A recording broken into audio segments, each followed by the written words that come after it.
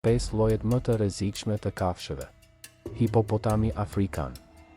Hipopotami duket i qetë dhe i ngadalë, por është një nga kafshët më të rrezikshme në Afrikë. Ai mund të sulmojë me shpejtësi të madhe dhe ka një forcë të jashtëzakonshme, duke e bërë vdekjen e papritur shumë të mundshme. Kandili i detit. Kjo meduzë është ndër kafshët më helmues në planet. Tentakulat e saj mund të shkaktojnë dhimbje ekstreme dhe vdekje në disa minuta. Krokodili i ujrave të kripura.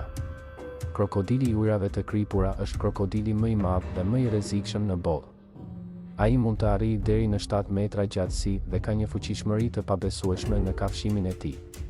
Ky predator i ujrave të kripura është i paparashikueshëm dhe shumë i frikshëm. Elefanti afrikan.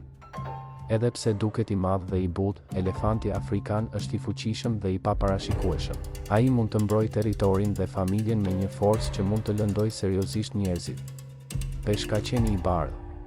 Peshkaqeni i bardhë është grabitçari më frikësues i oqeaneve.